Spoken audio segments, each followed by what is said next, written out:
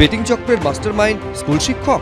দক্ষিণ দিনাজপুরে শিক্ষকের বাড়ি ও শ্বশুর বাড়িতে টাকার পাহাড়, উদ্ধার প্রায় 1,35,00,000 টাকা। বেটিং অ্যাপের মামলায় ইডির তলবে সোমবার দিল্লিতে হাজিরা দিয়েছেন প্রাক্তন তৃণমূল সাংসদ ও অভিনেত্রী মিমি চক্রবর্তী। অভিনেত্রী উর্বশী রাউতেলা ও অভিনেতা অঙ্কুশ হাজরাকেও তলব করেছে এনফোর্সমেন্ট ডিরেক্টরেট। এরই মধ্যে দক্ষিণ দিনাজপুরে বেটিং মামলায় গ্রেফতার হওয়া শিক্ষকের বাড়িতে উদ্ধার হলো কাঁড়ি কাঁড়ি টাকা। বেটিং চক্রে জড়িত থাকার অভিযোগে এর আগে গঙ্গারামপুর থেকে পিন্টু ঘোষ নামে এক ব্যক্তিকে গ্রেফতার করা হয়। সূত্রের খবর, তাকে জেরা করে বিশাল দাস ও অপূর্ব সরকারের হদিশ মেলে। শুক্রবার গ্যাংটক থেকে দুজনকে গ্রেফতার করে পুলিশ। অপূর্ব সরকার গঙ্গারামপুরের নয়াবাজার হাই স্কুলের বিজ্ঞানের শিক্ষক। রবিবার তাকে সঙ্গে নিয়ে বালুরঘাটের শ্বশুর বাড়িতে হানা দেয় পুলিশ। সেখানে বেডরুম থেকে উদ্ধার হয় 7 লক্ষ টাকা। পুজোর ঘরের ট্রাঙ্ক থেকে 3টি পুটলিতে 1,17,00,000 টাকা উদ্ধার হয়।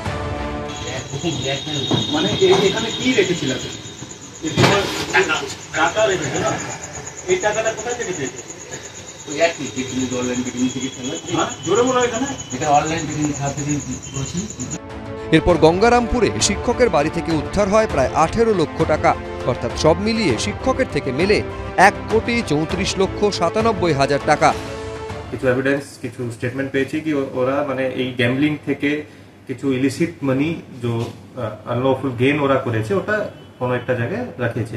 মানে ওই অপূর্ব সরকারের ইনলজের বাড়ি থেকে অ্যারাউন্ড 1.17 করোড় টাকা সিজ হয়েছে।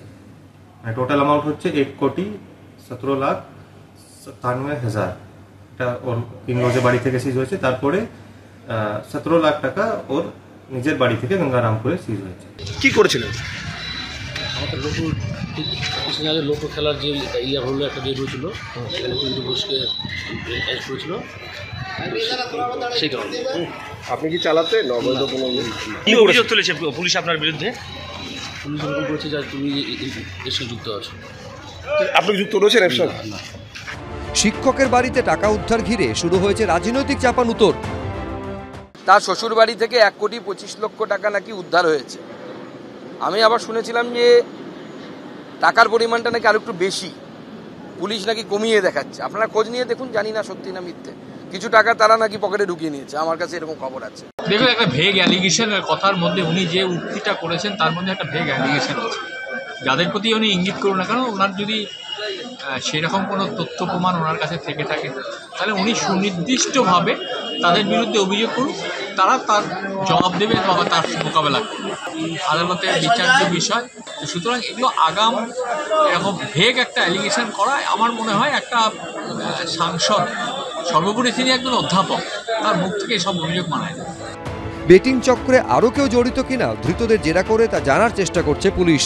মুন্না অগ্রওয়াল, চঞ্চল মজুমদার, উজ্জ্বল মুখোপাধ্যায়, এবিপি আনন্দ, দক্ষিণ দিনাজপুর।